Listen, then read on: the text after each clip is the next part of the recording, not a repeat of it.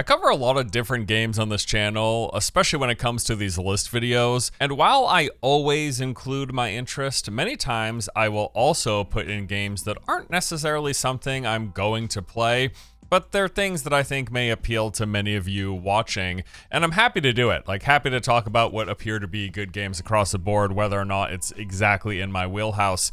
Today, however, it's all about me. Time to be selfish. We're going to be doing a list of the games that I am personally most interested in and excited about playing coming out this year.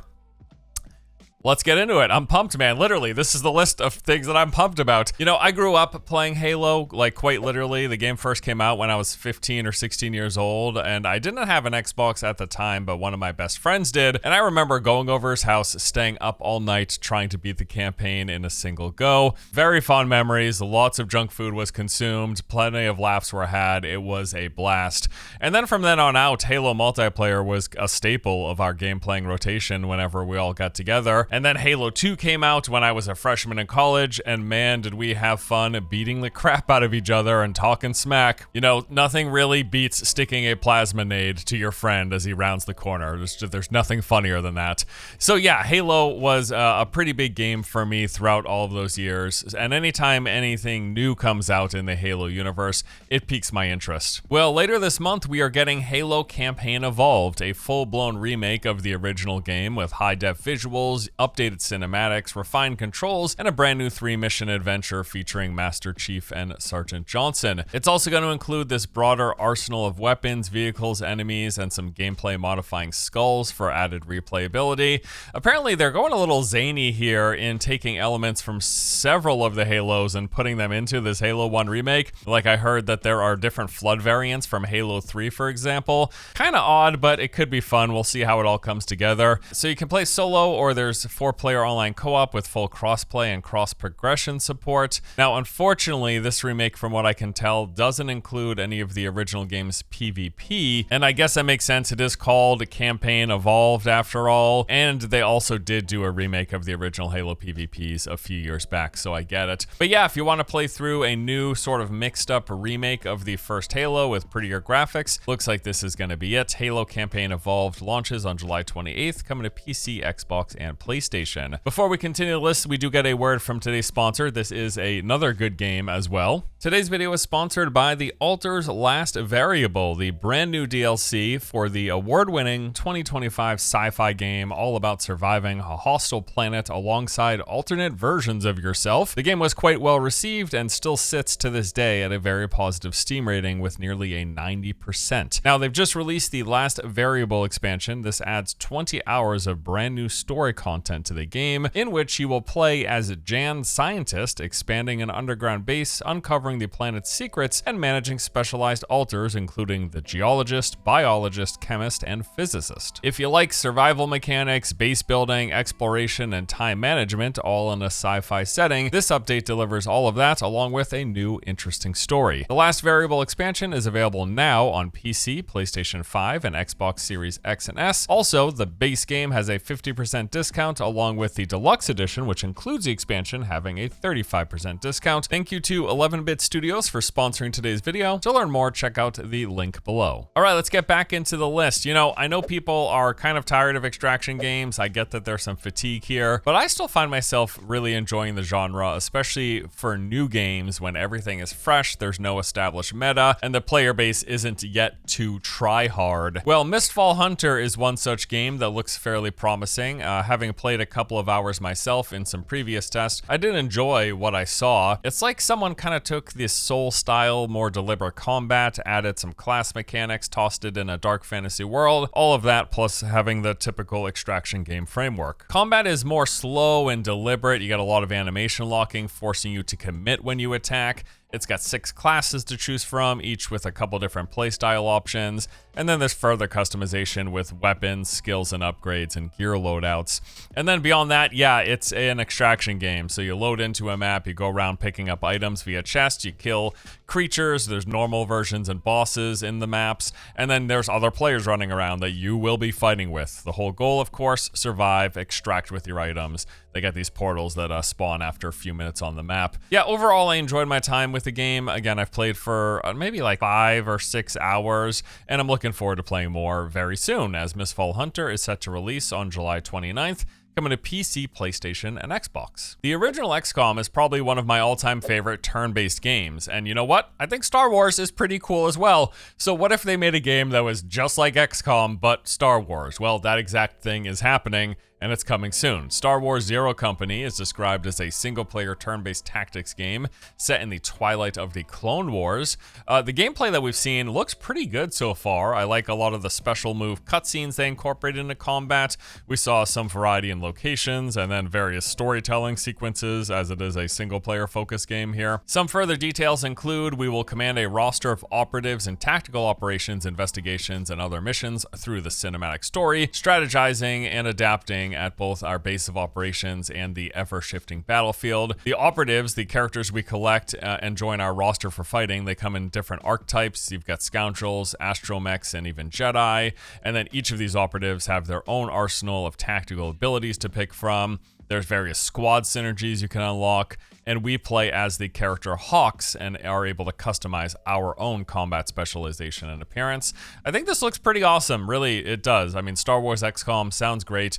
Zero Company is set to release on August 27th for PC, PlayStation, and Xbox. Recently, we got a brand new round of impressions for the upcoming The Blood of Dawnwalker, and I was already interested in the game. Now I'm pretty much sold. Seems to be a well-made vampire game that's kind of like The Witcher, but with a few big twists. And The Witcher comparison isn't out of thin air. This studio, Rebel Wolves, consists of many ex-Witcher developers, and they've really embraced the fact that the game keeps getting these comparisons, but have gone out to say, we know a lot of people are comparing it to Witcher, but it also stands on its own 2 feet, and we're pretty confident in what we're building here, which is good to hear. So it's described as this open-world dark fantasy action RPG set in 14th century Europe. You play as Cohen, who is a human at daytime and a vampire at night. It's a story-driven game. You're fighting to save your family while making decisions that impact how everything plays out, and this is going to be really big in this game. You will not do everything. So some key features here. It's got a day-night cycle, and each of those come with their own gameplay loops. During the day, you're kind of just a regular human. You walk around, you talk to NPCs, you do some basic tasks, look for answers, and try to solve quests. And then once the nighttime kicks in, you've got your vampire powers, and it's like a whole new game where you can be sprinting up castle walls, teleporting across rooftops, and sucking the blood of villagers, some of whom you will have chatted with only a few hours prior. Your decisions during gameplay and in dialogue have a big impact. Even the things you don't do, it's going to play a big role as well. The game has this kind of time-based system, and there will be objectives that come across your table that you don't complete in time, and as a result fail and have to deal with the consequences. The game's combat is mostly melee focused, although there's some additional supernatural vampiric powers and magic as well. You're going to have some choices here on the parts of combat and the toolkit you focus on. They also mention that you'll have access to different things depending on the time of day, again, in your human and vampire forms. It's an open world game as well. Looks like we got a good mix of places to go, roaming through lush forests, vast plains, treacherous swamps, steep mountaintops, and various medieval settlements. And then you've got dangers lurking in the forgotten ruins and various remnants of ancient civilization here.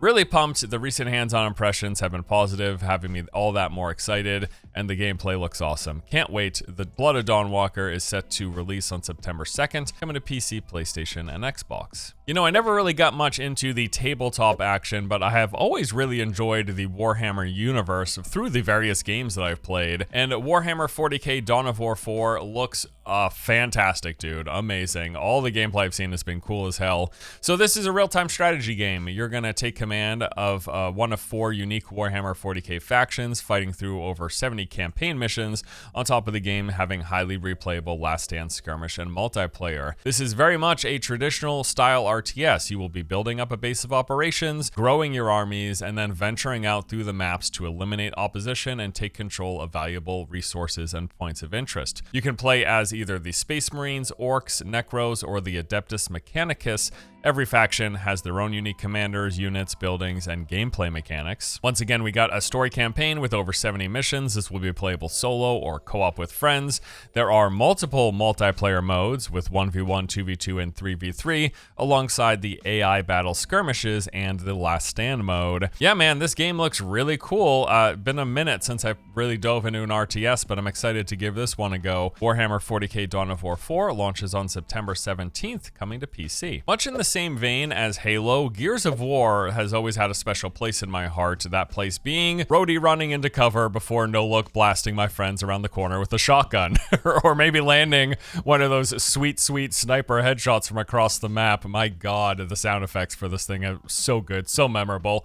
Well, Gears of War is back. It is returning, and I really like what they're going for here. The latest game takes things back to basics, with the premise being that we are playing through the events of Emergence Day. The game will include the original cast of characters when they first earned their stripes fighting back the Locusts. There is, of course, a full story campaign where you can play solo or with friends. They've got the Horde Siege PvE, the Wave Survival mode, back with some new twists and improvements. 4 players, bigger battles, larger maps. There'll be classes to pick from, with that being Assault, Marksman, Medic, or Breacher. And you can team up with multiple squads to conquer shared objectives and take on world bosses. That is really cool sounding. I don't know, it's been a while since I've played Gears, but I like how that sounds. And of course, they've got competitive PvP. There's all new maps and refined 4v4 modes, ranked and social playlist with updated controls and movement to make it feel more fluid. Cover still plays a big role, of course. You're going to be jumping, vaulting, sliding, roadie running. Who could forget that, right? Yeah, man, this looks good. I don't know really how big the Gears franchise is going to be in 2026, but for me, this checks enough nostalgia boxes that I'm on board. They've got a beta testing for the PvP, which begins on August 6th, and then the full release of Gears of War E-Day is happening on October the 6th, coming to PC and, of course, Xbox. So those are some of the big new games that I'm excited for, but on top of that, we've got some major updates for some of the games that are already my favorites. Specifically, we've got a bunch of games leaving early access and entering 1.0. First up is Valheim, the one and only. You know, I've not actually played this since it first entered early access some 5 or so years ago, but it left such an impression that it's still one of my favorites. There's been quite a few updates in the time since, which is exciting. But then also, we got 1.0 coming with the Deep North update. Comes with a bunch of new additions. As the name implies, there's a whole new region of the Deep North with raging storms, lakes of ice, and landscapes blanketed in snow. And then inside of this region, we're going to see a variety of new stuff, new enemies like massive ancient trolls, tree folk, and the eyeless ones. Points of interest from abandoned villages and castles to brand new dungeons like this underground tunnel system. Plenty of mysteries for us to uncover in the process, new resources and loot to find, and they're even adding a grapple hook to the game. Valheim will be entering 1.0 with the Deep North update on September 9th. Next up is RuneScape Dragonwilds, Jagex's attempt at entering the survival genre with the RuneScape franchise. And I gotta say, you know, I really like what the foundation of what they've built here, but my initial playthrough was incredibly short. I went from 0 to maxed out gear, killing the final boss, and fully progressing my character in around 15 hours when it first entered early access, which is like barely a tutorial length for most of the survival games I've played. That said, however, there have been a lot of updates since I played last, and I heard the game is already much bigger and more fleshed out, and there's even more to come.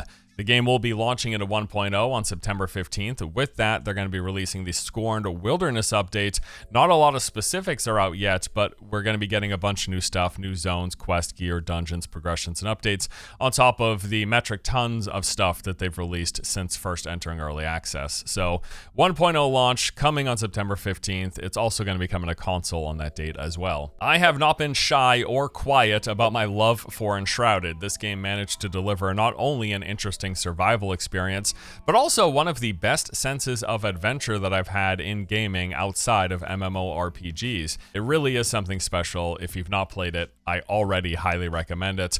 And they've got 1.0 releasing planned for October 15th. According to their Road to Release blog post a few months ago, this update will include some more combat improvements aimed at increasing tactical depth, smarter enemy behavior, better balancing, and increased enemy variety. There will be a whole bunch of new new content, new locations, enemies, and challenges, the next iteration of adventure sharing, another path at optimization, although last time I played the game it was already pretty well optimized, running really smoothly. And then the 1.0 launch is also going to see the game come into consoles, which is pretty huge if you've been waiting for that. Yeah, man, Enshrouded, it is already one of my all-time favorite survival games, and it just keeps getting better. Looking forward to 1.0 and playing through all of the game plus some new stuff once again. Another game I've already had an amazing time with has been No Rest for the Wicked. Easily the closest we've got so far to an isometric Souls-like, not only in terms of its combat feel, but also the atmosphere and level design are both similarly fantastic. This game has been a joy to experience, and there's yet more to come. They plan to launch into 1.0 this October. No exact day has been announced, but in October, with a bunch of new content and features. 1.0 will bring massive expansions to the core experience, adding over 60 hours of new content, a new horde mode, new powerful weapons, bosses and enemies, new areas, and a completely reimagined class system. According to their recent blog post, some details include we got sprawling new areas with over 15 handcrafted regions filled with secrets, terrifying bosses, and intricate pathways. Increased gameplay flexibility and deep progression. There is an all-new class system and progression system that allow you to fine-tune your character to your exact playstyle. Two players using the exact same weapons will not play alike depending on the other choices that you make. Persistent multiplayer, you can share your journey in free private realms where the world evolves even when you're offline. They've got the final arcs to the game's story, some endgame content and replayability. You'll be able to test your skills in challenging new activities designed for even the most experienced players. And then cross-play and cross-save will be there between PC and console. Awesome to hear. No Rest for the Wicked. Amazing game. Loads of more stuff coming this fall. Can't wait. And that about does it for the list here. These are the games that, again, I am most excited personally to play and dive into for the remainder of this year.